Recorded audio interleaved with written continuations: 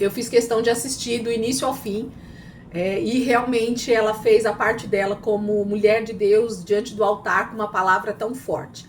Uma estudiosa da palavra também, então a gente sabe que tem conteúdo ali, por isso que ela ministrou essa palavra com tanta beleza, né? Com tanta graça, como foi. Então, quem não assistiu, assiste, Soninha, assiste, Pastor Marcos, vale a pena, viu? Realmente vale a pena para a gente ser chacoalhado como igreja a respeito daquilo que ela falou ali no texto, ainda que a gente já tenha estudado, aí fica até mais fácil para a gente compreender o que ela está falando ali, pela gente ter estudado o texto aqui. Então, a gente não terminou Juízes ainda, a gente acabou indo em ordem cronológica, e a Bíblia levou a gente para esses últimos capítulos, né, 19, 20, 21 de Juízes. Estamos então agora entrando em Ruth, que está dentro desse período dos Juízes. E em seguida, assim que terminar Ruth, a gente vai voltar lá para os primeiros capítulos de Juízes, que a gente ainda não passou por eles. Então fiquem tranquilos que a gente não terminou Juízes ainda não, vai ser bem bacana a gente ver essa questão de cada um dos juízes que foram passando e como Israel foi sendo, então, moldado por Deus, né, passado realmente por esse processo aí por causa do pecado, tá bom? Vamos lá, então, Ruth, capítulo 1, versículo 1 diz assim: Na época dos juízes, houve fome na terra. Um homem de Belém de Judá, com a mulher e os 2 filhos, foi viver por algum tempo nas terras de Moabe.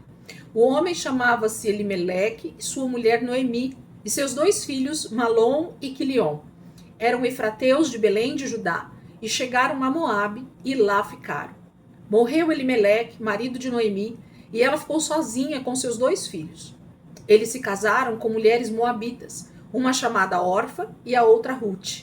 Depois de terem morado lá por quase 10 anos, morreram também Malom e Quilion, e Noemi ficou sozinha, sem os seus 2 filhos e sem o seu marido. Quando Noemi soube em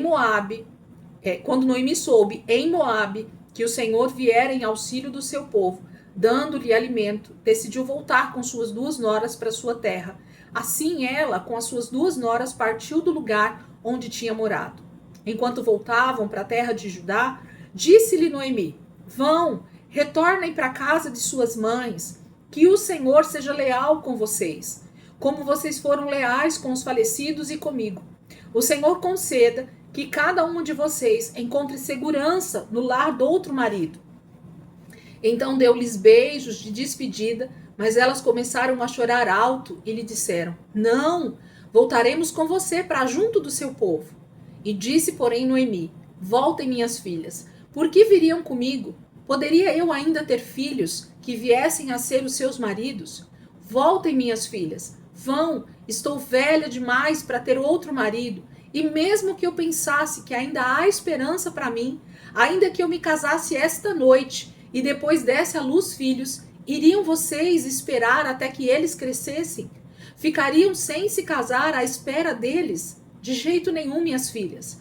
Para mim, é mais amargo do que para vocês, pois a mão do Senhor voltou-se contra mim. Elas então começaram a chorar alto de novo.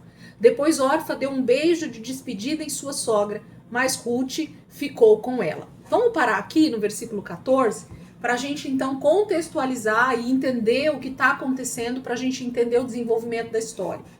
Então, a primeira coisa que a gente já precisa olhar para dentro desse texto é o primeiro versículo e o quanto ele já fala para nós a respeito do que está acontecendo em Israel, na terra de Canaã.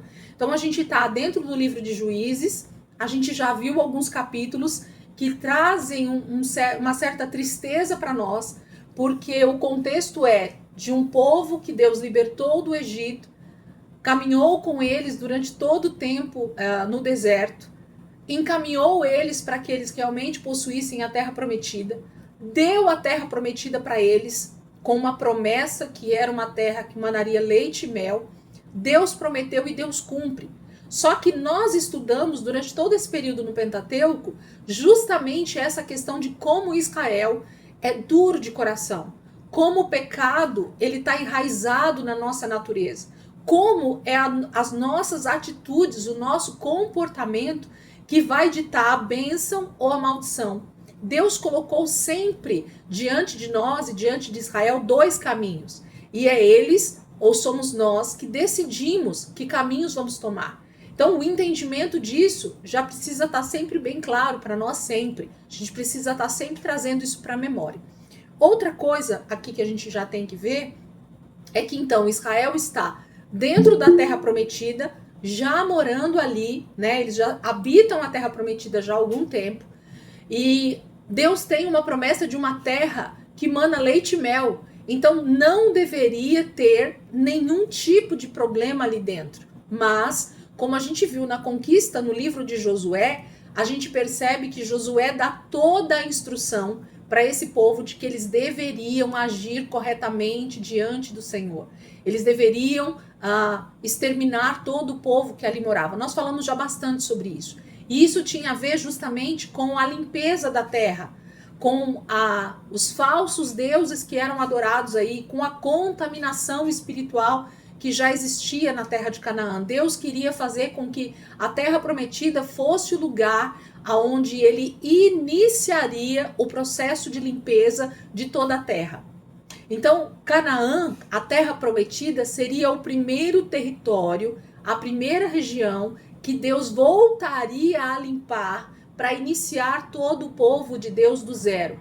O que Deus desejava era fazer com que a terra prometida se tornasse um lugar totalmente santificado para a moradia dele, porque o tabernáculo estaria ali, a presença de Deus estaria ali constantemente, e o seu povo, todo Israel, se tornasse esse povo também santificado, com a presença de Deus, adorasse somente ao Senhor, e então aquele lugar, aquele território, aquele povo que nós chamamos de Israel e terra prometida, seria exatamente o lugar que Deus desejava para que toda a bênção dele estivesse estabelecida. Só vem à minha memória, porque a gente tem falado muito sobre isso no outro livro que a gente está lendo, que é o Éden, né? Então Deus queria que a terra prometida voltasse a ser um verdadeiro Éden. Como assim, Elisângela? Um lugar de beleza, um lugar de frutificação, um lugar de santidade, um lugar de relacionamento com Deus. A presença de Deus estava ali, gente, 24 horas no tabernáculo. Então, aquela coluna de fogo que aparece nos desenhos, nas ilustrações que a gente vê, era uma realidade constante, diária e 24 horas por dia ali no tabernáculo. Aquele lugar era o lugar da presença de Deus na terra. Então Deus tinha uma habitação ali, a presença de Deus era real ali naquele tabernáculo. Então Canaã, a terra prometida, se tornaria novamente um pequeno Éden em toda a terra. E através do seu povo santificado, Deus então se mostraria para todas as nações da terra. Será que para vocês, eu vou perguntar aqui só para a gente ver se isso já alinhou. Vocês conseguem responder para qualquer pessoa que perguntar para vocês qual era o plano original de Deus para Israel? Qual era o propósito que Deus tinha quando ele chamou um povo chamado Israel para ser o seu povo escolhido?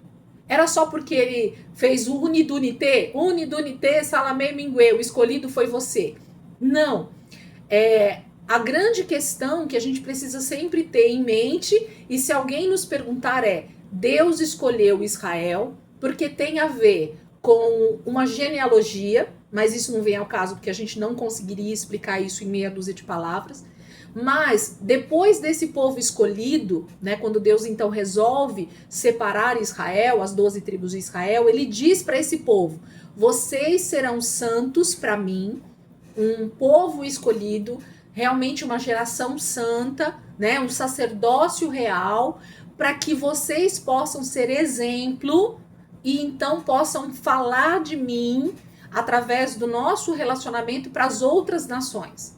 Então, o que Deus queria é que Israel fosse esse povo que daria testemunho para as outras nações ao redor de quem ele era. E através disso, esses povos se converteriam a Deus, se voltariam para Deus, abandonariam os seus falsos deuses e voltariam a servir somente ao Senhor. E a terra seria restaurada.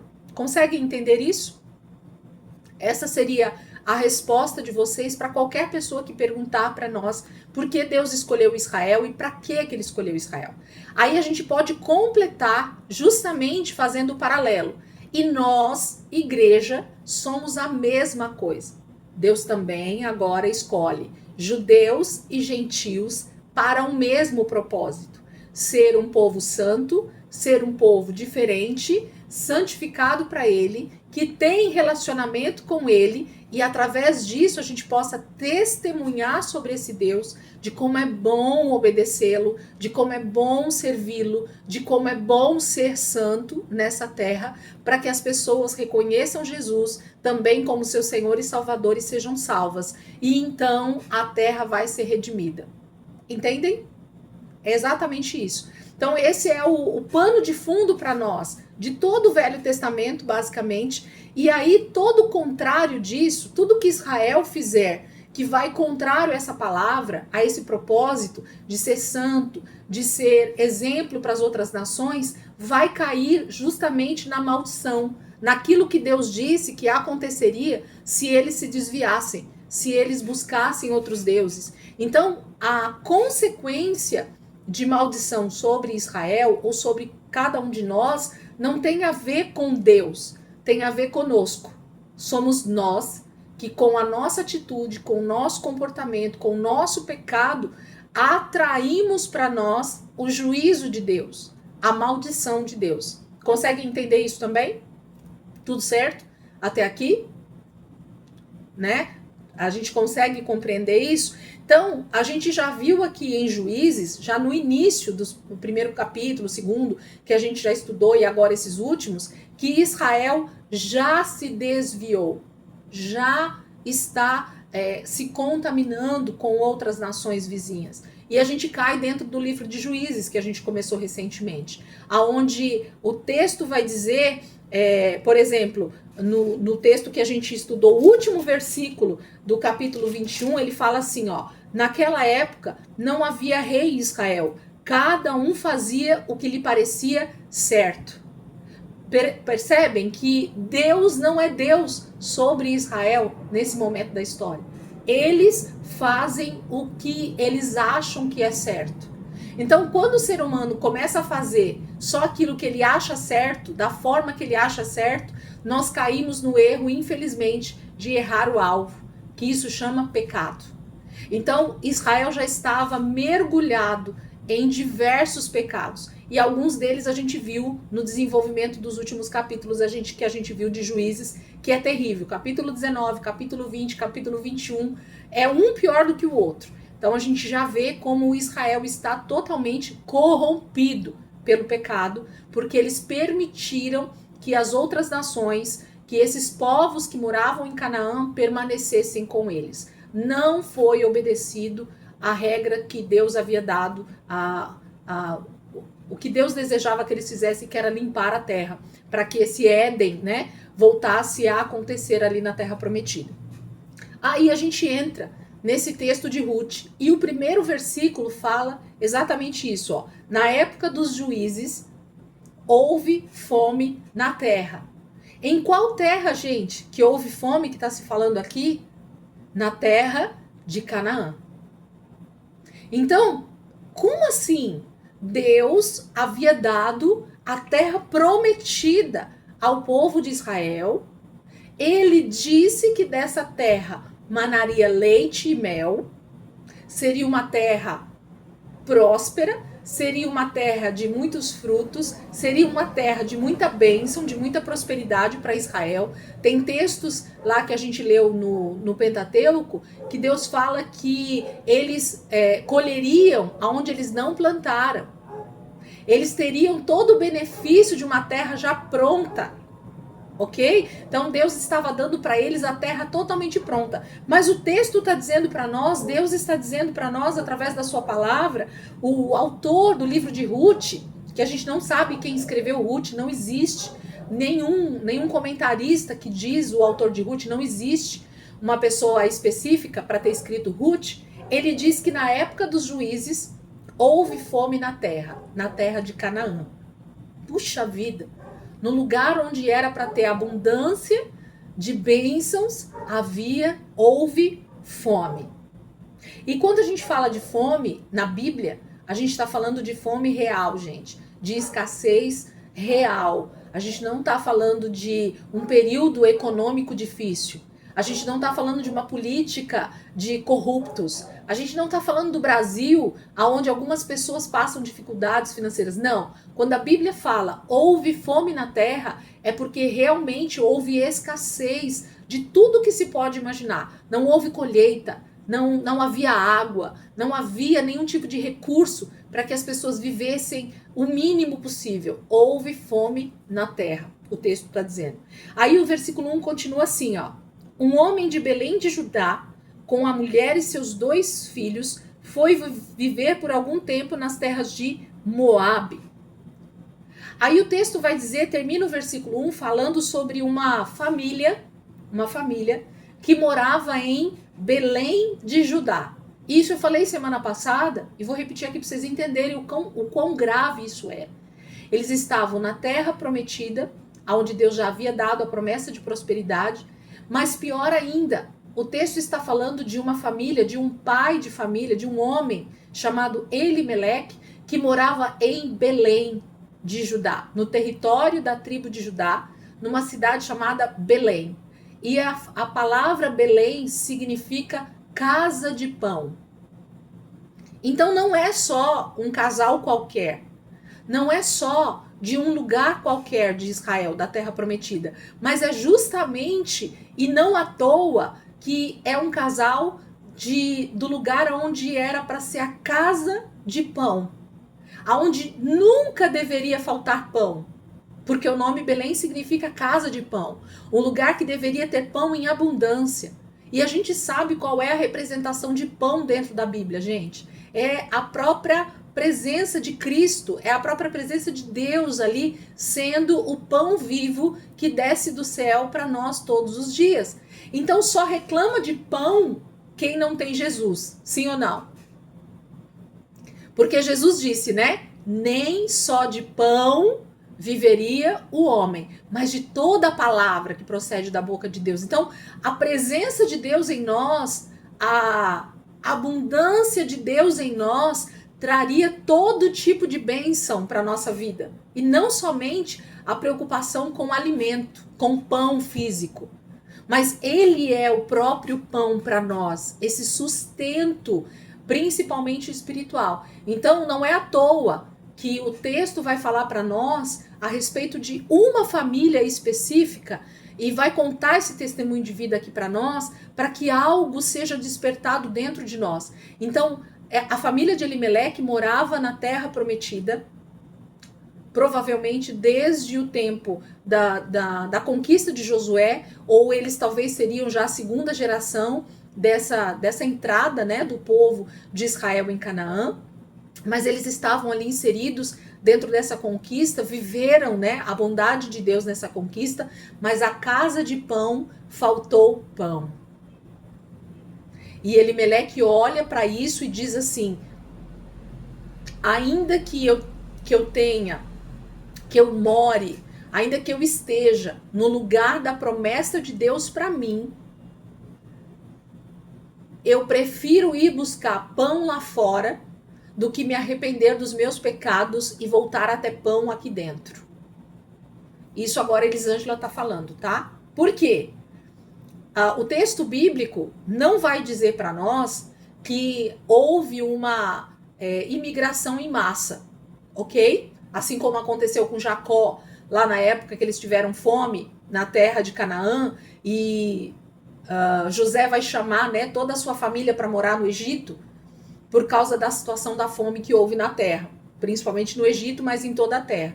Ali foi diferente. Deus tinha um propósito específico para o seu povo ali, tá? Mas ainda que eles também poderiam ter se arrependido, com certeza, Deus traria promessas. A gente tem um outro texto que a gente pode lembrar aqui agora, que é o texto de Isaac. Abraão havia feito uma viagem para o Egito justamente por causa de escassez. Se a gente volta lá no texto de Gênesis, a gente vê que houve em outros momentos de fome na terra. No tempo de Abraão houve fome e ele então foi para o Egito com a sua caravana e Deus esteve com ele todo o tempo. Mas quando aconteceu com Isaac, o texto bíblico, se a gente lembrar aqui, vai falar que Deus fala com Isaac e diz para ele assim: não saia da terra de Canaã, permaneça. Eu vou te abençoar aí, na terra da escassez. Por que Deus estava dizendo isso? Porque não tinha a ver com Isaac, aquela escassez, e sim com o pecado das pessoas que estavam morando ali na terra. O pecado da humanidade estava trazendo escassez na terra. Eu quero dizer para vocês que o problema de escassez na terra, o problema de fome na terra, o problema de dificuldades financeiras ou qualquer outro problema que a gente tenha na terra, não tem a ver com Deus, tem a ver com os nossos pecados. É o nosso arrependimento genuíno e pedindo justamente perdão e misericórdia para o Senhor que atrai novamente a bênção de Deus e a volta da prosperidade, seja na nossa casa. Se nós estivermos passando por algum momento difícil, nós precisamos olhar para o Senhor, olhar para a palavra e ver onde que nós estamos errando, para que as coisas tomem o seu devido lugar, nos arrependendo. Então, o que Isaac faz naquele momento é obedecer à voz do Senhor. E ele então obedece e permanece. E a palavra vai dizer que de uma semente, Isaac prosperou de 30, 60 a 100 por um. Então, no lugar onde todo mundo estava passando fome, Isaac foi extremamente próspero. O que isso significa? Que a bênção de Deus, ela é independente da situação mundial. Entendem? Então, se Elimeleque, com a sua família, tivesse compreendido que o grande problema de Belém de Judá e de todo Israel, que provavelmente estava passando fome na terra prometida, era que eles deveriam se arrepender dos seus pecados, pedir perdão, e o Senhor então faria um milagre para eles, por eles, porque Deus tem prazer em nos abençoar, sim ou não? Mas nós precisamos nos arrepender. Mas essa família preferiu sair do lugar da bênção. Olha o problema, gente. Então eu prefiro sair da igreja do que me arrepender dos meus pecados. Eu prefiro ir buscar o auxílio financeiro com a agiota do que me converter dos meus maus caminhos. Eu prefiro tomar decisões precipitadas ao invés de me arrepender dos meus maus caminhos e voltar-me para o Senhor. Então sempre é esse o problema. O problema do ser humano orgulhoso em si mesmo é achar que ele tem a solução para os seus problemas, sabendo muitas vezes que os seus problemas é o pecado. Mas ele vai buscar a solução com o seu braço forte. Sempre é esse o problema. E Elimeleque faz isso. O texto vai dizer: um homem de Belém de Judá, com a mulher e os 2 filhos, foi viver por algum tempo nas terras de Moabe. E quando o texto vai falar para nós, foi viver por algum tempo nas terras de Moabe, provavelmente o sentimento de Elimeleque era assim: eu vou ali, fico um tempo onde tem alimento, fico um tempo onde tem provisão para mim e para minha família, mas daqui a pouco eu volto. Vocês reconhecem essa situação? É mais fácil eu ir buscar o auxílio fora, eu ir buscar a situação de outra maneira, do que me arrepender e permanecer até que Deus mude a minha sorte. Então, Elimeleque sabia que ele deveria voltar para a terra prometida, porque aquele era o lugar da sua família estar. Mas ele achou que se ele buscasse dessa forma, momentaneamente, resolveria o problema. E, na verdade, nós vamos ver que não resolveu, só piorou a situação.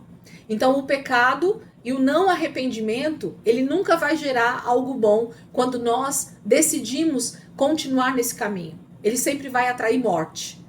O salário do pecado é a morte. Sempre vai dar caminho de morte. O Senhor vai dizer: para o homem todo caminho é bom, mas os caminhos que são contra a palavra do Senhor nos levarão para um caminho de morte. Sempre. É o que, infelizmente, Elimeleque e a sua família vão encontrar. Versículo 2 vai dizer assim para nós: o homem se chamava Elimeleque, sua mulher Noemi e os seus 2 filhos Malom e Quilion.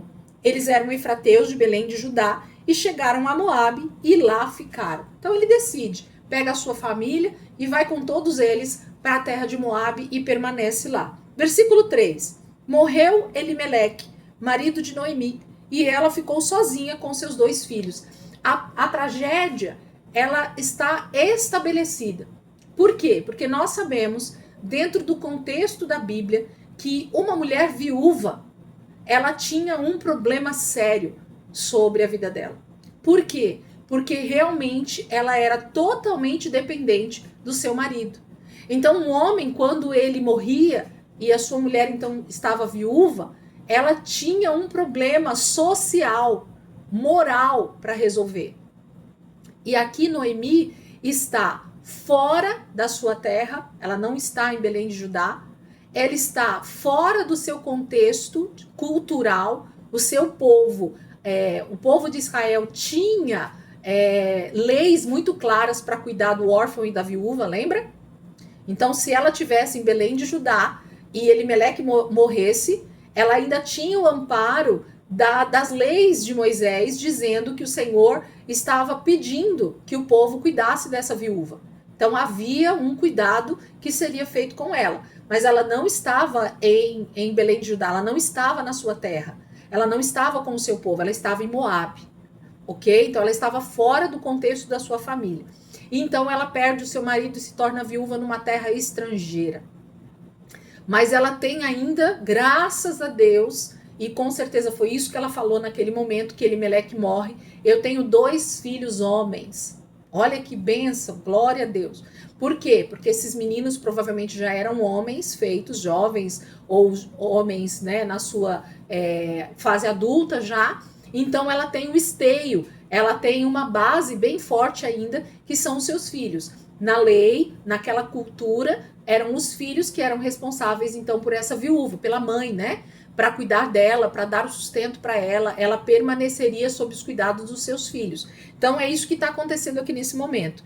Elimeleque morre, o marido morre, mas ela está sozinha com os seus 2 filhos. Glória a Deus, ela tem os 2 filhos ainda, mas está em Moabe, ok? Versículo 4. Eles se casaram com mulheres moabitas, uma chamada Orfa e outra Ruth. Agora ela está então sozinha com seus 2 filhos e ao invés de tomar as rédeas, ou desses 2 meninos também tomarem as rédeas e dizer, mãe, vamos voltar para Belém de Judá, vamos voltar para nossa terra natal, vamos voltar para as nossas origens, vamos nos arrepender, vamos buscar a Deus novamente. Cadê aquele Deus que vocês falavam sobre ele, né? Cadê o Deus que nos tirou da terra do Egito? Será que esses meninos tiveram ensino suficiente a respeito de Deus para, nesse momento, terem uma lucidez e voltar, mãe, vamos orar, vamos pedir perdão ao Senhor. Olha só a tragédia que veio sobre a nossa família. Nós acabamos de perder o nosso pai e nós precisamos voltar, nos arrepender. Mas nós não sabemos, o texto não fala, mas o texto vai dizer que eles vão se casar com mulheres moabitas. Gente, uma das regras mais fortes das tribos de Israel, qual era para os homens, gente, ou para as mulheres? Que eles deveriam casar com pessoas da mesma tribo. Eles não podiam nem se misturar como tribo. A tribo de Judá não poderia casar com ninguém da tribo de Efraim. A tribo de Efraim não podia casar com ninguém da tribo de Dan.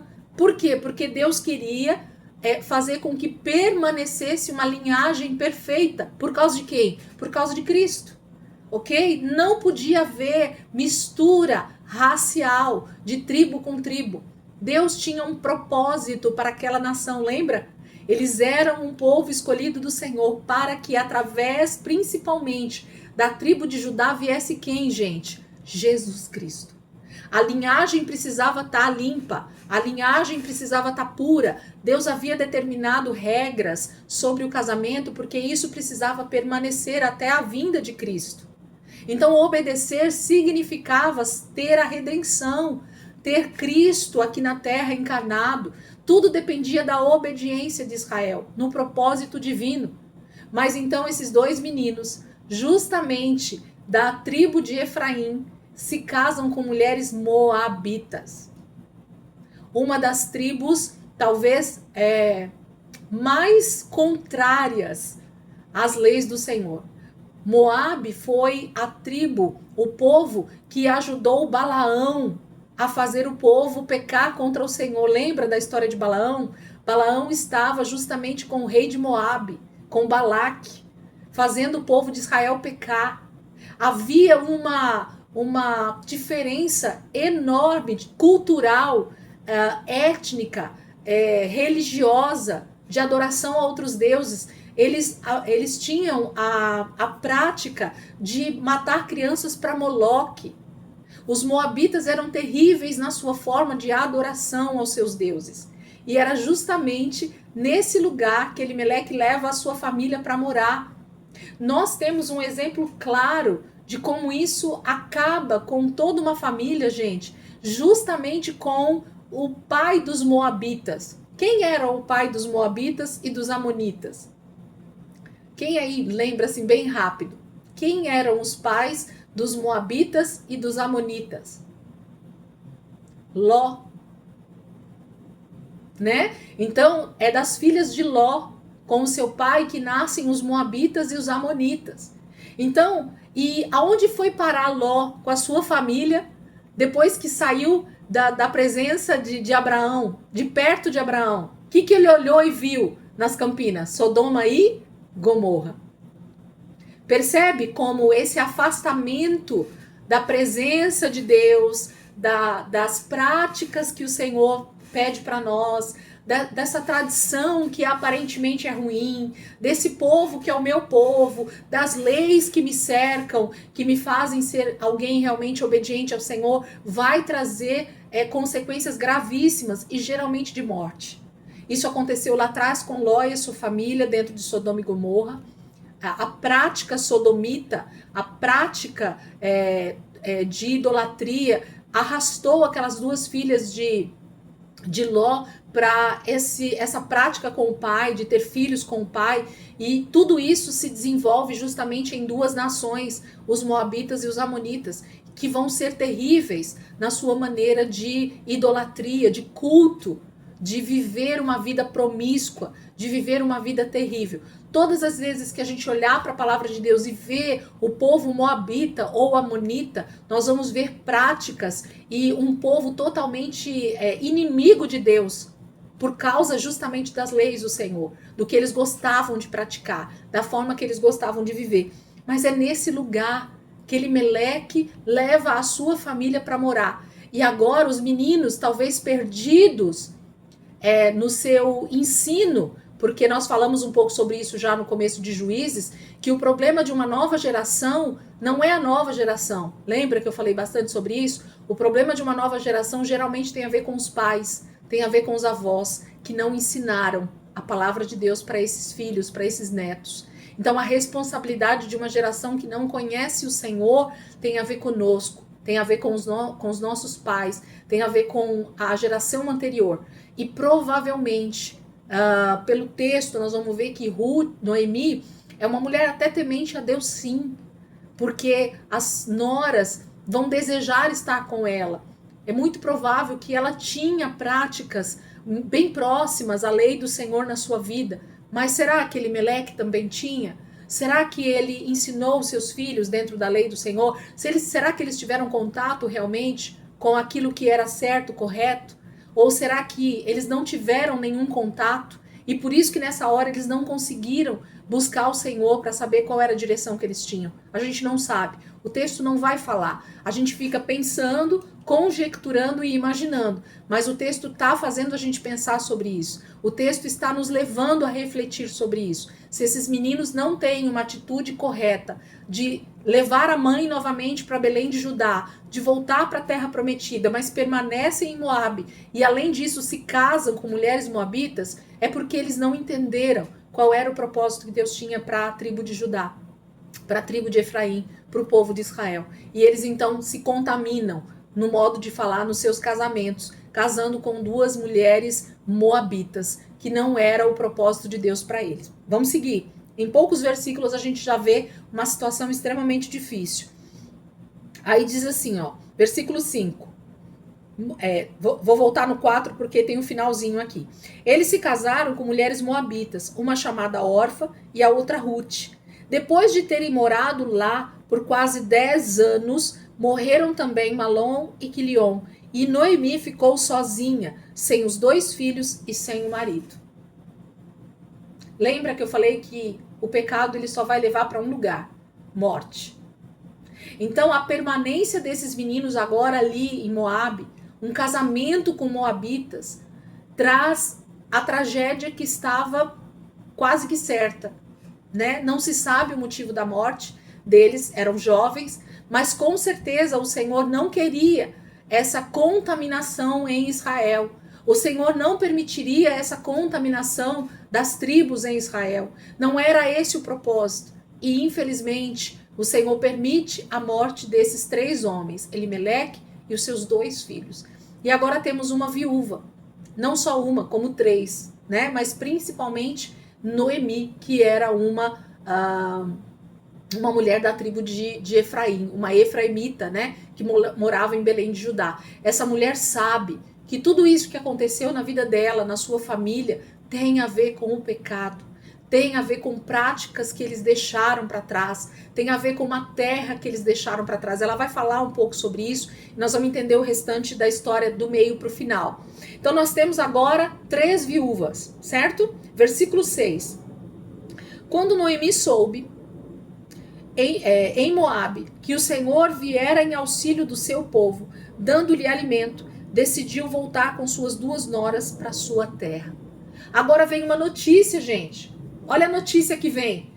Noemi recebe uma notícia lá em Moabe que Deus, de alguma maneira, está agindo em favor do povo de Israel e trouxe agora novamente provisão, alimento, colheita, bênçãos sobre a vida do povo de Israel. Se houve a intervenção de algum juiz aqui, libertando da opressão, provavelmente. O texto não vai dizer qual, mas nós logo podemos imaginar que houve intervenção do Senhor, porque o texto está dizendo. E se houve intervenção do Senhor, o que aconteceu para que essa intervenção acontecesse? Arrependimento e clamor. Porque é isso que a gente vê em todo o livro de Juízes, lembra? O povo era oprimido por algum rei estrangeiro. Quando eles eram oprimidos por algum rei estrangeiro, então o povo se sentia oprimido, orava ao Senhor, clamava ao Senhor, e o Senhor levantava um juiz. Durante todo o livro de Juízes, é exatamente isso que nós vamos ver. Deus vindo em favor do seu povo, que estava sofrendo opressão por causa do seu pecado, mas eles clamavam ao Senhor, se arrependiam, e o Senhor levantava um libertador, um juiz, né, para auxiliá-los. Então é isso que está acontecendo lá em Belém de Judá, lá na terra prometida. Alguém se levantou, alguém está orando, clamando, e o Senhor então veio em auxílio. E Noemi recebe essa notícia lá em Moabe. A notícia chega, Deus está vindo em favor do povo de Israel lá na terra prometida. Deus voltou a dar chuva, a dar colheita. E Noemi ouve essa notícia e ela cai em si, a palavra de Deus diz, né? E diz assim, e ela decidiu voltar com suas 2 noras para a sua terra. Mas logo em seguida, a gente vê, enquanto voltavam para a terra de Judá, disse-lhes Noemi, vão, retornem para a casa de suas mães, que o Senhor seja leal com vocês, como vocês foram leais com os falecidos e comigo. Noemi para, no meio do caminho, não se sabe a quanto elas já tinham caminhado juntas, voltando para Belém de Judá, em que estágio do caminho, se era logo no começo, se era saindo de Moabe, se elas já tinham caminhado alguns dias, o texto não vai dizer para nós. Mas em algum momento, nessa jornada, voltando para Belém de Judá, Noemi, a mulher de Belém de Judá, com as suas 2 noras moabitas, ela cai em si a respeito de algo. Eu estou voltando para minha terra natal, a terra prometida, mas eu estou voltando com 2 moabitas, com 2 mulheres que são inimigas do meu povo. que são contrários aos princípios de Israel, que adoram outros deuses, que têm práticas espirituais diferentes do meu povo, que adoram outros deuses, que são de outra nacionalidade, elas são moabitas. Elas não poderiam se casar com homens de Israel. Sim ou não? Então Noemi fala, opa, eu estou cometendo algum erro levando essas mulheres comigo. Então ela para e faz a proposta que nós estamos lendo para suas duas noras. Ela diz para elas, voltem para suas famílias, para suas mães e busquem um novo casamento em Moabe. Vocês estão viúvas. Há toda a possibilidade de vocês terem um novo casamento. Vocês não cometeram nenhum pecado. Vocês estão viúvas. Então vocês podem ter um novo casamento. E é isso que Noemi provoca nas suas duas noras. Que elas retornem para sua terra, que elas permaneçam, na verdade, em Moabe, para ter um novo casamento. Por quê, gente? Porque Noemi sabia qual era a lei de Israel. E qual era a lei de Israel para uma viúva? Ela teria que casar com o próximo descendente. Então, uma jovem, principalmente, que ficasse viúva, ela tinha que ver dentro da sua própria família se havia algum outro jovem, se havia algum outro homem que estava disposto a se casar com ela para dar continuidade na família, sim ou não? Lembra dessa lei? Então, era sempre assim. Uma viúva, ela sempre ia buscar na família do seu antigo marido, do seu falecido marido, se havia algum irmão, se havia algum parente que pudesse se casar com ela e assim dar continuidade à sua posteridade, à sua descendência. Então, tanto a Orfa quanto a Ruth, elas deveriam achar filhos na família de Noemi para dar descendentes para Malom, Quilion e para Elimeleque. Porque senão a descendência de Elimeleque, de Malom e de Quilion acabou ali. A família desse homem acabou ali em Moabe. Porque ele morreu e os seus 2 filhos morreram. Noemi não tinha mais filhos. Noemi já era uma mulher de idade. Elimeleque já havia morrido. Mesmo que o marido dela tivesse vivo, ela não poderia ter mais filhos. Ela continua no diálogo aqui que a gente leu. Ela fala assim, minhas filhas, mesmo que eu me casasse hoje com outro homem, que eu engravidasse no mesmo dia do casamento, como é que vocês iam esperar o tempo desses meninos crescerem para se casar com eles? Não faz sentido. Mas essa seria a regra. Noemi sabia disso, que essa deveria ser a regra. Ela deveria ter filhos ou familiares para dar descendentes para Elimeleque, para os seus filhos. Mas ela sabia que não havia possibilidade. Ela não tinha essa possibilidade física. Como mulher, ela não poderia se casar mais. Ela já estava provavelmente uma senhora de idade, velha mesmo. E ela não poderia mais ter filhos. Provavelmente ela não tinha mais condições de ter filhos. E então ela sabe que levar essas 2 moabitas para Belém de Judá seria um erro nesse momento. Então ela tenta de todas as maneiras argumentar com as 2 meninas de que elas permaneçam em Moabe, que elas busquem casamento entre os moabitas. E Noemi voltaria sozinha para Belém de Judá como uma viúva, sem filhos, dependendo da misericórdia do povo de Israel para cuidar dela como viúva, ok? Esse é o quadro. Esse é o pano de fundo do livro de Ruth. Esse é o que está acontecendo nesse momento. E aí, quando ela fala essas coisas para as noras, uma delas, chamada Orfa, ela chora, lamenta ter que abandonar a sogra, mas ela entende que talvez essa seria a melhor opção para ela. Ela entende que Noemi não vai poder dar esposo para ela mesma, e ela então vai ter que ser uma viúva para o resto da vida.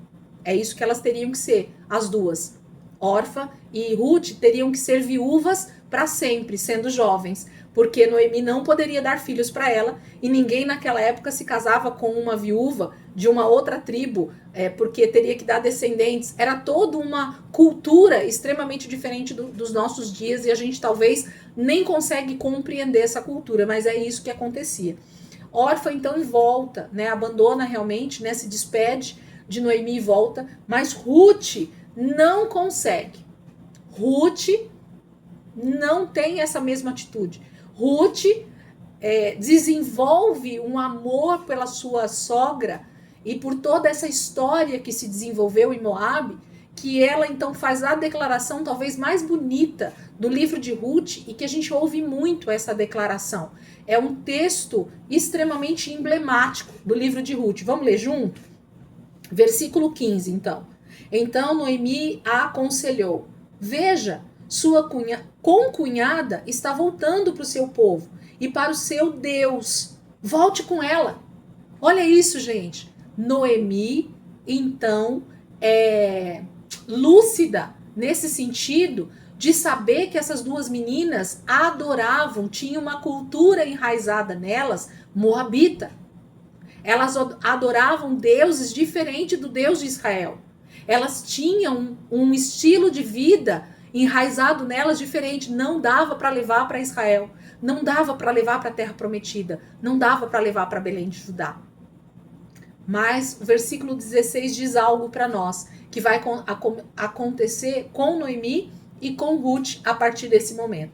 Ruth, porém, respondeu: não insistas comigo que te deixe e que não mais te acompanhe. Aonde fores, irei. Onde ficares, ficarei. O teu povo será o meu povo, e o teu Deus será o meu Deus. Onde morares, morarei, e ali serei sepultado. Que o Senhor me castigue com todo rigor, se outra coisa que não a morte me separar de ti. O que nós temos nessa declaração de Ruth aqui, gente? Alguém que se converteu durante o seu casamento. Entende? Noemi, é claro, por essa resposta de Ruth, Noemi era uma mulher de princípios baseado na lei do Senhor. Essa sogra, com certeza, era um exemplo de mulher de Deus. Se não, Ruth não teria uma declaração dessa nesse momento. Ainda que Elimeleque fosse talvez um homem imprudente com a sua família e tenha levado eles para Moabe, ainda que Malom e Quilion não tenham conseguido aprender realmente o que eram os princípios de Deus, nós temos uma mulher que aprendeu talvez com a sua família, com a sua mãe, com os seus pais, com os sacerdotes, com as pessoas ali em Belém de Judá, onde ela nasceu e foi criada e se casou. Ela aprendeu do Senhor. Ela falava desse Senhor. Ela falava desse Deus. Ela vivia os princípios de Deus mesmo estando em Moabe. Provavelmente essas meninas vieram cheias de manias e de idolatria, e Noemi, com todo amor e carinho, ensinou elas que aquilo estava errado. Mostrou como era maravilhoso o Deus de Israel. Contou histórias. Gente, eu estou só tentando mostrar para nós aqui o que pode ter acontecido. Porque ninguém faz uma declaração dessa aqui para a sogra, diante dessa situação que elas estão vivendo, se essa não fosse uma realidade. Ruth compreendeu quem era Deus. Orfa, talvez não. Viveu no mesmo ambiente e não compreendeu o mesmo que Ruth. Mas Ruth compreendeu quem era Deus. Porque quando ela diz assim: aonde fores irei e onde ficares ficarei, o teu povo será o meu povo. Alguém só poderia se considerar judeu se convertesse ao judaísmo, sim ou não? Então, Ruth só poderia se considerar do povo de Israel se ela se convertesse ao Senhor de Israel. Se ela tivesse agora, a partir desse momento, então, as mesmas práticas, a obediência, os costumes, a adoração ao único Deus, que era o Deus de Israel. Ela só teria essa possibilidade, se ela está dizendo isso. Ela continua, né? O teu povo será o meu povo. O teu Deus, o Deus com letra maiúscula. Porque Noemi falou, volte, né? Veja, sua concunhada está voltando para o seu povo e para o seu Deus. Lá no versículo 15, gente, olha lá e grifa isso, ó. Noemi está falando com Ruth. Então Noemi a aconselhou: veja, sua concunhada está voltando para o seu povo, para os moabitas e para o seu Deus. Qual era o Deus dos moabitas, gente? Baal, Moloque, qualquer outro Deus, menos o Deus de Israel. Então Noemi estava dizendo tanto para a órfã quanto para Ruth que elas deveriam voltar para as práticas que elas tinham, porque se elas decidissem entrar na terra prometida, se elas decidissem continuar com Noemi, elas teriam que se converter ao Senhor, ao Deus Todo-Poderoso. Gente, o que eu falei no início da aula, que era o propósito de Deus para Israel? Ser exemplo para que as outras nações se convertessem ao Senhor. Não era isso? Será que Noemi, então, conseguiu fazer algo poderoso com Ruth? Diante de todo um quadro de erro de Elimeleque, um erro dos meninos, alguém conseguiu ser uma evangelista real numa terra estrangeira. Moabe foi o lugar que Noemi perdeu toda a sua família, literalmente, ficou viúva do marido e dos filhos, mas conseguiu alcançar Ruth. Ela foi uma evangelista em terra estrangeira. E Ruth então volta com Noemi, amando o Senhor Deus de Israel, desejando obedecer ao Deus de Israel, desejando ser do povo de Israel. Ela se converteu. Existe graça no Velho Testamento, sim ou não, então, gente? Estamos vendo mais uma pessoa que não é do povo de Israel se convertendo ao Senhor. E mais do que isso, a gente já pode dar um spoiler, porque eu sei que vocês conhecem a história toda. Quem vai ser Ruth, gente? Ruth vai ser a bisavó de Davi, da linhagem do nosso Senhor e Salvador Jesus Cristo. Assim como outra mulher que não deveria estar nessa linhagem, que é a prostituta Raabe. Deus mostra a sua misericórdia com duas mulheres gentílicas de outros povos. Raabe é a primeira a entrar na genealogia de Jesus e agora Ruth. Gente, vamos voltar rapidinho, falta só um minuto, eu vou fechar, senão vai fechar na nossa cara aqui. Voltem rapidinho.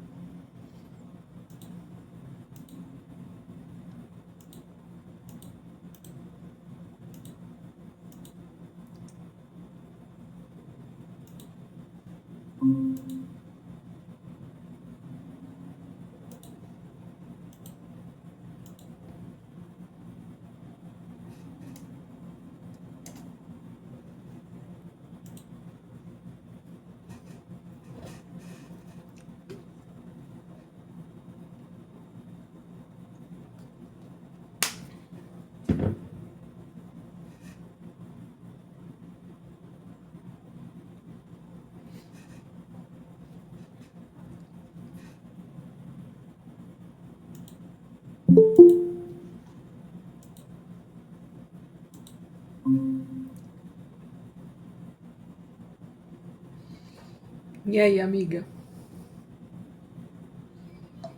Tudo bem, amada? Graças a Deus. O Senhor é bom, né?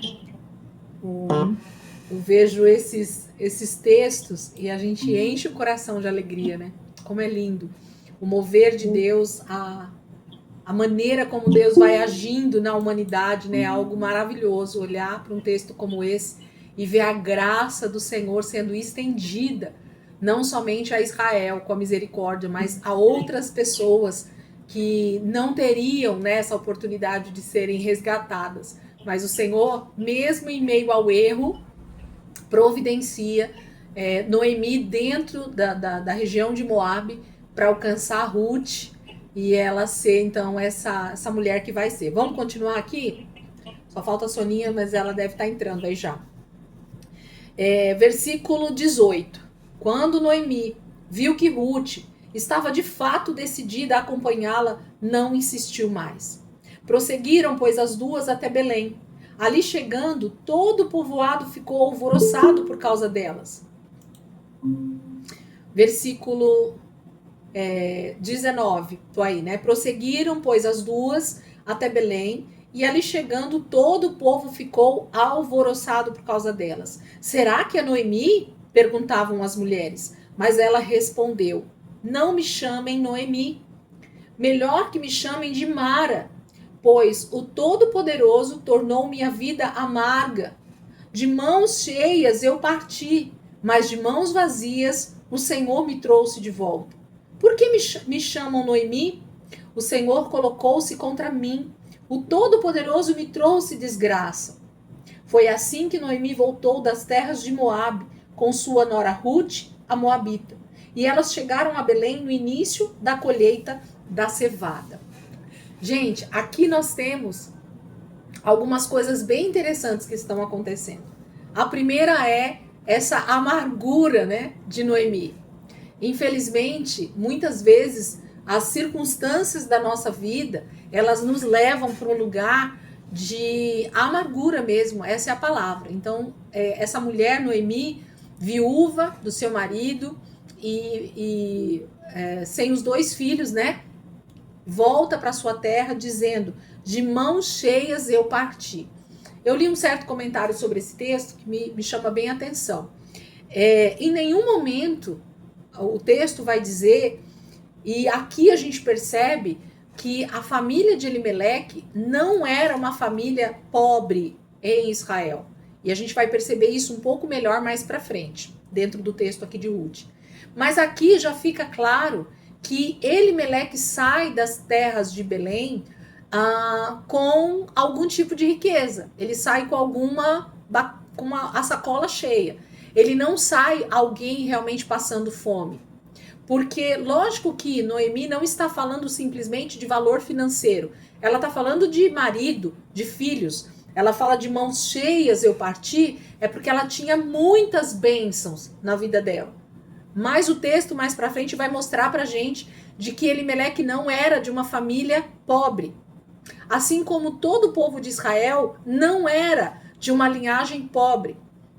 Quando a gente olha para os textos de Levítico, quando a gente olha para a lei de Israel, vocês lembram como Deus havia cercado o seu povo com várias leis que eles deveriam seguir se algum israelita ficasse pobre? Vocês lembram disso? Se o teu irmão ficar pobre, você precisa entrar em auxílio com ele, e se em 7 anos ele não conseguir se levantar, você deve perdoar a sua dívida. Então, existem várias leis que o Senhor deixou para o povo de Israel, especificamente, para que nenhum deles, nenhuma das famílias, passassem uma dificuldade financeira real. Em última instância, o israelita, ele poderia se vender, inclusive, como escravo para o seu irmão israelita, porque ele sabia que depois de 7 anos ele teria liberdade, ele poderia voltar para sua casa. Lembra? Deus faz toda uma lei que cerca o seu povo para que eles nunca tivessem realmente uma situação de miséria. Nenhum israelita viveria uma situação de miséria se eles estivessem debaixo da lei do Senhor. Era uma regra para todo Israel. Então, falar que Elimeleque saiu de Belém de Judá com as mãos vazias é olhar para o texto e não olhar para esses detalhes e da família que ele sai, inclusive, e imaginar que eles estavam passando fome. Não, Elimeleque foi covarde mesmo na sua atitude, vendo a situação de escassez em Israel, na Terra Prometida, ele prefere fugir de uma possível dificuldade financeira com ele. Então ele fala assim, enquanto eu ainda tenho algum recurso, enquanto ainda eu tenho animais, enquanto eu ainda tenho bens, eu vou para um lugar que hoje está melhor financeiramente, que era as terras de Moabe, e não vou ficar aqui sofrendo com o meu povo, essa escassez, porque eu posso realmente ficar pobre. Eu posso realmente me tornar escravo de algum irmão israelita, e eu não quero isso. Então, é provável, tá? Isso aqui é tudo conjecturação, é tudo pensamento que a gente vai fazendo baseado aqui no texto, ou no que pode ter acontecido baseado na própria lei do Senhor. Então, o que Elimeleque não queria era chegar ao nível, talvez, de se tornar escravo de algum irmão, de algum parente dele ali em Israel. e sofrer, né, por 7 anos. Gente, o orgulho, a soberba, o pecado nos leva a imaginar coisas que nem aconteceram, sim ou não? A gente começa a ver uma situação financeira acontecendo no país, a gente já acha que tudo isso vai acontecer conosco. A gente acha que Deus já nos abandonou. A gente acha que nós também vamos ficar pobres. A gente acha também que a gente vai perder todos os bens. Então, assim, é o tal do pensamento que toma conta de nós, esquecendo que nós temos um Pai, nós temos um Deus sobre nós, que nos diz que quando nós confiamos nele, nós não precisamos temer mal algum. Ainda que as circunstâncias podem ser contrárias, o Senhor vai suprir o seu povo. O Senhor não supriu o seu povo no deserto durante 40 anos, gente.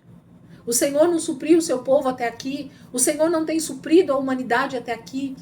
Jesus vai dizer, né, nos evangelhos, vocês têm certeza que vocês estão ansiosos por alguma coisa? Olha para os lírios do campo. Olha para as aves no céu. Quem é que dá alimento, gente, para os pássaros e para os animais na terra? O Senhor. Se Ele cuida, Jesus vai dizer, se o Pai cuida de aves, de animais, de plantas, que dirá dos homens que são feitos à sua imagem e semelhança. Então, essa loucura na cabeça do ser humano, achando que Deus não vai suprir, é algo que nos leva muitas vezes a pecar, inclusive, que é a incredulidade, né? A falta de fé, de crer naquele que prometeu que vai ser o nosso supridor, que vai ser o Deus sobre as nossas vidas.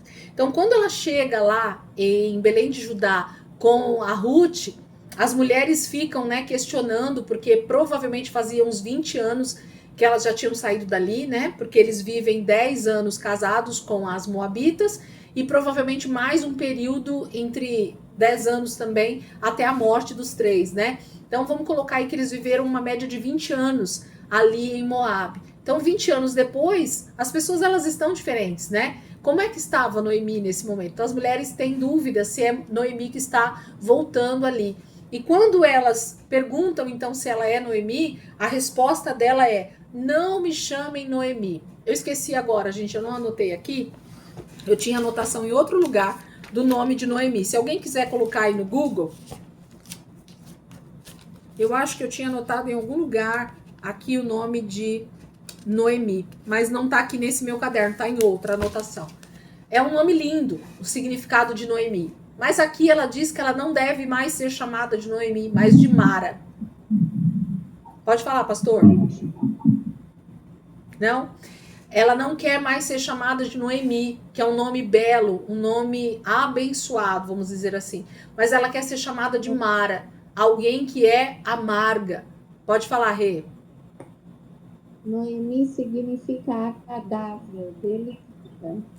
Percebe? Ela era alguém que era chamada desde o seu nascimento de agradável, né? Uma pessoa agradável, uma pessoa delicada. Olha que lindo o nome de Noemi, né? Olha que lindo você ser chamada dessa forma. Lembra que todo nome em Israel carrega em si uma identidade. Então Noemi com certeza era uma mulher graciosa, era uma mulher delicada.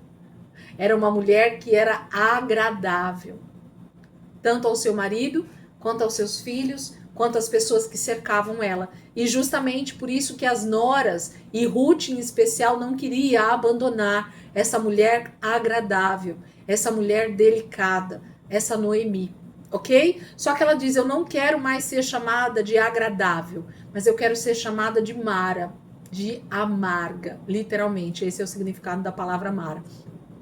Porque, gente, a amargura tomou conta do coração de Noemi.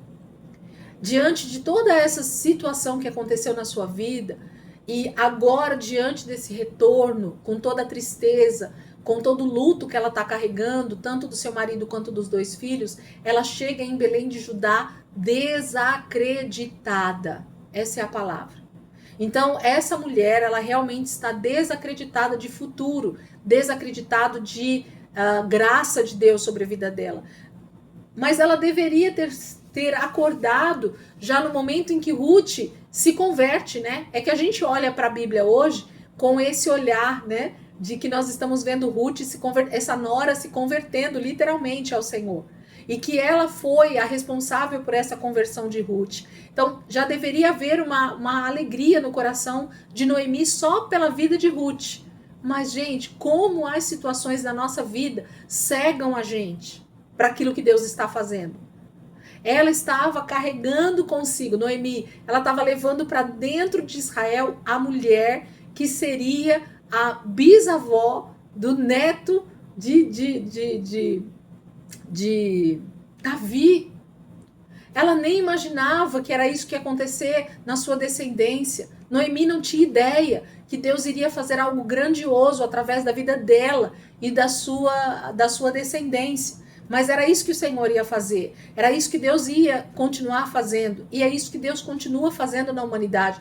Deus continua se movendo de maneira agradável, graciosa, assim como Noemi era. Mas ela prefere ser amarga. Ela tá #chateada. Essa é a palavra, né? E ela diz, de mãos cheias eu parti, mas de mãos vazias o Senhor me trouxe de volta. Por que me chamam Noemi? O Senhor colocou-se contra mim. O Todo-Poderoso me trouxe desgraça. Gente, quando a gente olha com essa amargura dentro de nós, a gente tem a tendência de achar que a culpa dos nossos problemas é Deus que não está intervindo na nossa vida. Que é Deus que não está fazendo nada para mudar a nossa história. Que é Deus que está trazendo todo esse problema para dentro da nossa casa. Que Deus não está ouvindo as nossas orações. É diferente, gente, de Noemi? A gente tem a tendência de pensar exatamente assim. Às vezes a gente mascara um pouco esse sentimento, não falando, não externalizando, mas no fundo, quando a gente se revolta contra o Senhor, abandona Deus muitas vezes, deixa de ir para o culto, deixa de orar, deixa de buscar a Deus como a gente buscava no princípio, esse é o sentimento que a gente está tendo. Ainda que ele esteja mascarado ali, que a gente diga que não, mas é isso que está acontecendo. A gente acha que a culpa do que está acontecendo conosco é de Deus. E a gente se revolta mesmo contra Deus e às vezes fala e às vezes não, né? Mas Deus conhece o nosso coração. Mas é assim que termina o primeiro capítulo, né? Essa primeira parte do livro de Ruth. Capítulo 2, vamos entrar? Deixa eu ver que oração. Ainda temos aí 15 minutos, dá pra gente falar um pouquinho aqui. Capítulo 2 entra assim. Noemi tinha um parente por parte do marido. Era um homem rico e influente. Pertencia ao clã de Elimeleque e chamava-se Boaz. Vamos parar aqui. Nós temos agora, por isso que eu falei para vocês que provavelmente Elimeleque não era pobre. Olha só o que o texto está dizendo para nós. Vamos olhar aqui para esse texto e entender quem era a família de Elimeleque. De onde Elimeleque sai? Noemi tinha um parente por parte do marido. Então, Noemi, ela era parente de um parente de Elimeleque, e esse homem era um homem rico e influente, e pertencia ao clã, à tribo, né? A família de Elimeleque. E ele se chamava Boaz. Então, lembra que eu falei para vocês que nenhum israelita passaria por dificuldade financeira porque eles eram obrigados a cuidar uns dos outros? Então, a família de Elimeleque provavelmente era uma família bem-aventurada em Belém de Judá. Eles tinham um clã de uma família rica e influente, porque Boaz é dessa família. Então, o pai de Boaz provavelmente, talvez era irmão de Elimeleque. A gente não sabe, a gente vai ver isso aqui no texto, mas vocês percebem que a família de Elimeleque, do marido de Noemi, era uma família bem-aventurada em Belém de Judá. Eles não eram qualquer um. Rê, você mandou alguma foto aqui para nós, né? Legal, bacana. Depois a galera dá uma olhada lá. Muito bom. Essa Bíblia era uma delícia, né? Como eu gosto dessa Bíblia que você tem aí. Então, provavelmente, a família de Elimeleque não era uma família qualquer. E é por causa disso que eu tô falando. O texto está dizendo que Elimeleque era de um clã de Boaz e que esse homem era um homem rico e influente. Então, ele não era só rico, ele tinha influência em Belém de Judá. E a gente sabe o que isso significa dentro daquele tempo, né? Um homem influente, um homem rico era um homem rico e ele realmente tinha poder para muita coisa na cidade, entre o povo e tudo mais. Versículo 2, e eu vou seguir um pouco agora. Rute, a moabita, disse a Noemi: vou recolher espigas no campo daquele que me permitir. Vá, minha filha, respondeu-lhe Noemi. Então ela foi e começou a recolher espigas atrás dos ceifeiros. Casualmente, entrou justo na parte da plantação que pertencia a Boaz, que era do clã de Elimeleque. Naquele exato momento, Boaz chegou de Belém e saudou os ceifeiros: o Senhor esteja com vocês. E eles responderam: o Senhor te abençoe. E Boaz respondeu ao capataz dos ceifeiros: a quem pertence aquela moça? O capataz respondeu: é uma moabita que voltou de Moabe com Noemi. Ela me pediu que a deixasse recolher e juntar espigas entre os feixes, após os ceifeiros.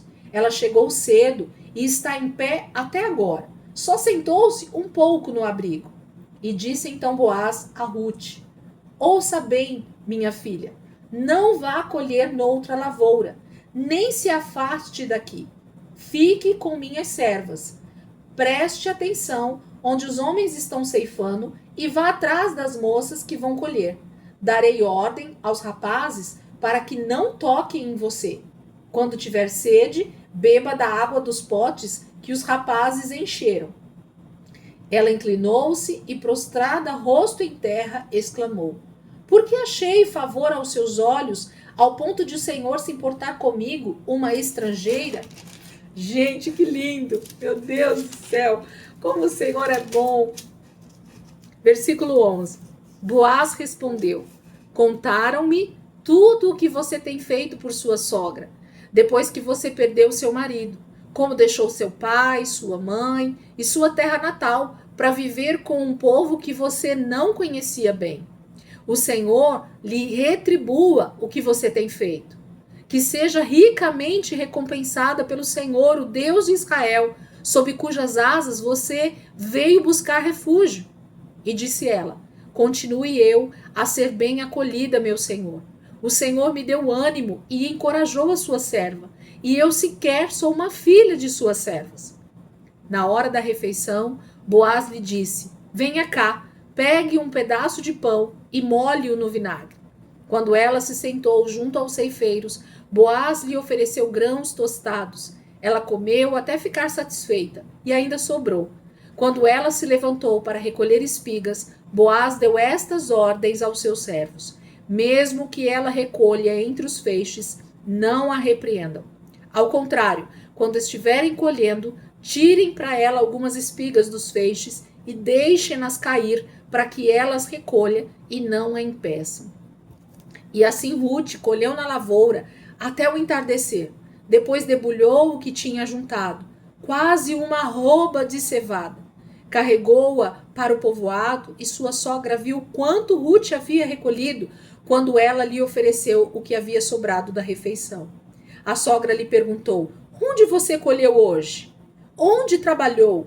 Bendito seja aquele que se importou com você. Então Rute contou à sogra com quem tinha trabalhado. O nome do homem com quem trabalhei hoje é Boaz. E Noemi exclamou: seja ele abençoado pelo Senhor, que não deixa de ser leal e bondoso com os vivos e com os mortos. E acrescentou: aquele homem é nosso parente, é um de nossos resgatadores. E Rute, a moabita, continuou: pois ele mesmo me disse também: fique com os meus ceifeiros até que terminem toda a minha colheita. Então Noemi aconselhou a sua nora Rute: é melhor mesmo você ir com as servas dele, minha filha. Noutra lavoura poderiam molestá-la. Assim Rute ficou com as servas de Boaz para recolher espigas, até acabarem as colheitas de cevada e de trigo, e continuou morando com a sua sogra. Gente, o que nós temos aqui? Nós temos aqui a graça de Deus sendo literalmente derramada sobre a vida de uma família, sobre a vida de uma mulher, sobre a vida de alguém que realmente se entrega ao Senhor com corpo, alma e espírito, que se converte ao Deus de Israel, que decide viver uma vida diferente daquela que lhe foi proposta. É isso que está acontecendo com Rute e também com Noemi, em contrapartida.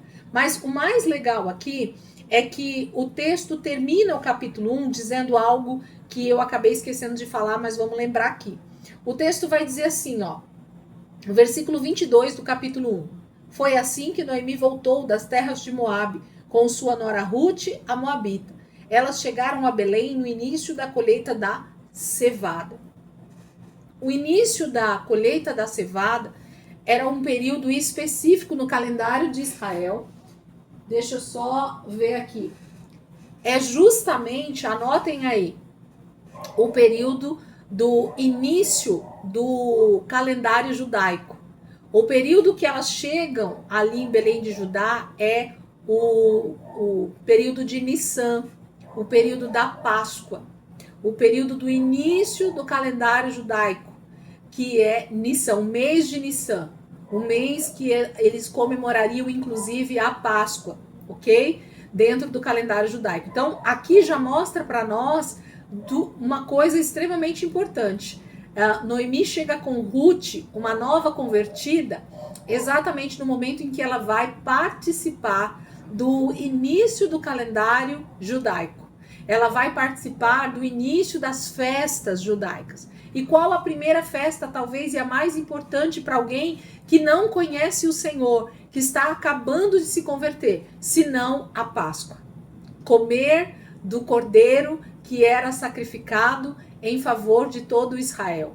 Comer do cordeiro que trouxe libertação para eles do Egito.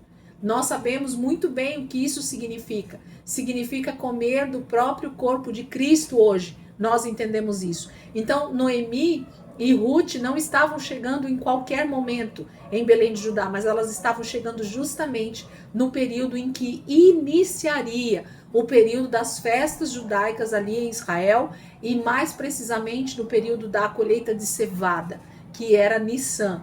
Eles só começavam a colheita da cevada exatamente nesse período, no mês de entre março e abril, que era o mês de Nissan. E em seguida eles começariam os preparativos para Páscoa. Então esse é o período que elas estão chegando. Acontecendo isso, entra no capítulo 2 que nós começamos. Eu quero pontuar algumas coisas aqui. Então, nós vimos que ele era influente, esse homem, Boaz. Então, Ruth, no versículo 2, vai dizer assim, a moabita disse a Noemi, eu vou recolher espigas no campo, daquele que me permitir. Elas precisavam, gente, começar a vida delas ali em Belém de Judá. Muito provavelmente alguém permitiu que elas ficassem em algum lugar, ou Noemi tinha uma casa que havia ficado abandonada quando eles saíram de lá. Isso também pode ter acontecido. Então ela chegou e foi para a casa dela mesmo, algum lugar que ela tinha ali ainda em Belém de Judá. Isso também pode ter acontecido. O texto não vai falar, mas isso pode ter acontecido. Mas elas não tinham o sustento, elas não tinham o alimento, elas não tinham com que se sustentar, né? E aí Ruth levanta de manhã e diz para a sogra, eu vou buscar alimento, eu vou buscar o que nós precisamos para nos alimentar durante esses próximos dias. E todos os dias Ruth estava decidida a trabalhar para trazer o sustento para dentro da sua casa. Só que nós sabemos que essa não é uma cultura de Israel. Quem sai para trabalhar, quem sai para buscar o alimento é o marido. É o pai da família, né? A mulher fica em casa, cuidando dos afazeres da casa, cuidando dos filhos, cuidando das coisas da casa. Mas as duas eram viúvas e elas então dependiam dessa misericórdia, dessa graça que seria derramada sobre elas. E Ruth então decide se levantar e buscar essa graça. Ela fala, inclusive, que ela vai recolher espigas no campo daqueles que permitirem.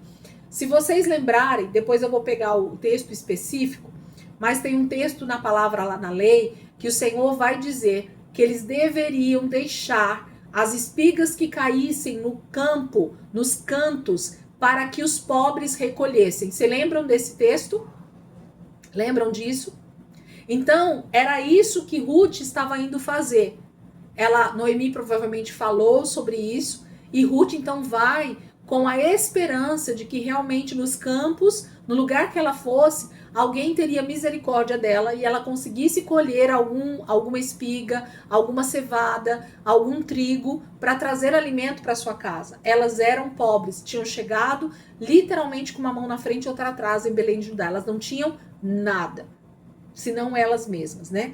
E ela fala que ela vai buscar. E Noemi, então, dá uma palavra de ânimo, né? Vá, minha filha, respondeu Noemi. Versículo 3. Então ela foi e começou a recolher espigas atrás dos ceifeiros. Casualmente, entrou justo na parte da plantação que pertencia a Boaz, que era do clã de Elimeleque. Gente, existe alguma coincidência na Bíblia? Não, lógico que não. Lógico que não. Ruth acaba entrando justamente na plantação de um parente próximo de Elimeleque. Ela não conhecia ninguém ali em Belém de Judá. Ela simplesmente saiu andando e foi parar numa plantação de cevada e de trigo, e essa plantação era justamente de Boaz. Deus dirigiu os passos de Ruth para dentro dos campos de Boaz. Vai vendo a graça de Deus, o favor de Deus. Versículo 4. Naquele exato momento, Boaz chegou de Belém e saudou os ceifeiros. Gente, se aqui não existe um tipo de Cristo chamado Boaz, então eu não digo nada. Elisângela, por que você está falando isso? Primeiro porque ele é considerado um tipo de Cristo, e a gente vai entender isso no final da história, tá? Como aquele que traz redenção, tá? Então Boaz, se você já quiser anotar aí nas suas anotações, é uma tipologia de Cristo. Mas aqui nesse versículo 4, já começa a dar os indícios pra gente de quem é Boaz. Por quê? Olha o que Boaz fala quando ele chega diante dos seus funcionários, quando ele chega diante dessas pessoas que estão ali trabalhando. Olha o que ele diz: o Senhor esteja com vocês. Vocês lembram de algum texto onde alguém fala isso?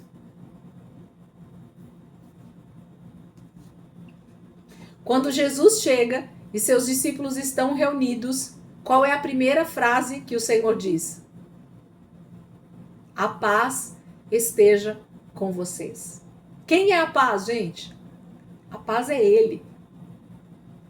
Então, Boaz chega e cumprimenta as pessoas que estão ali com uma fala profética, com uma fala que somente um homem cheio de Deus pode dizer: o Senhor esteja com vocês. E eles responderam: o Senhor te abençoe. Esse Boaz era tão bem visto no meio dos seus funcionários, no meio da sua parentela, no meio dos seus compatriotas, que ele abençoa onde ele chega, e ele também recebe a mesma resposta desses ceifeiros, desses trabalhadores. Ele recebe: o Senhor te abençoe. Aí Boaz fala assim, Boaz perguntou ao capataz dos ceifeiros, ao líder, né, dos ceifeiros: a quem pertence aquela moça? Boaz percebe rapidamente alguém diferente no meio das mulheres ali no seu campo, no meio dos seus trabalhadores. E o capataz respondeu no versículo 6, é uma moabita que voltou de Moabe com Noemi. Ela me pediu que a deixasse recolher e juntar espigas entre os feixes, após os ceifeiros. Ela chegou cedo e está em pé até agora, só sentou-se um pouco no abrigo. Essa fala do capataz está mostrando para Boaz quem é essa mulher. Gente, as nossas qualidades, os nossos adjetivos, eles são percebidos rapidamente pelas pessoas. A gente que acha que não, mas é percebido rapidamente pelas pessoas. Esse capataz já olhou de bate-pronto que Ruth não era uma mulher preguiçosa. Era uma mulher que tinha ânimo, era uma mulher que tinha disposição, era uma mulher que tinha um foco na sua vida. Então ele diz para Boaz, é uma moabita que voltou de Moabe com Noemi e ela me pediu que deixasse recolher. Ela chegou cedo, ela já amanheceu aqui junto com a gente e está até agora de pé. Isso já é na hora do almoço, gente. A gente sabe qual é a hora que um trabalhador vai para a colheita na antiguidade. Isso nós estamos falando de por volta das 4:30 da manhã. Uma pessoa chega para começar a colheita. Assim que o sol nasce, as pessoas já estão no campo. Por quê? Porque na hora do almoço ou depois do almoço o sol vai estar muito forte. Então eles preferiam colher logo cedo para parar muito cedo. Era isso que acontecia. Então pensa Noemi, já Ruth nesse momento, já tinha trabalhado bastante e o capataz percebeu quem era essa moça. Nós vamos parar aqui, porque a hora já passou, eu não quero me estender aqui com vocês, porque a história realmente é extremamente importante que a gente compreenda o que está acontecendo para a gente entender o desfecho. A gente já sabe o que acontece no livro de Ruth, mas entender esse contexto para entender a redenção é o principal, porque senão a gente não vê Jesus nessa passagem, senão a gente não vê a graça sendo derramada nessa passagem, senão a gente acha que é só história de mulheres viúvas que deram sorte na vida, e não foi isso que aconteceu. Deus se provou redentor nos campos de Boaz. É isso que a gente vai ver semana que vem, tá bom? Vamos orar? Pastor Marcos, pode orar aí por nós, para descansar um pouquinho aqui a voz?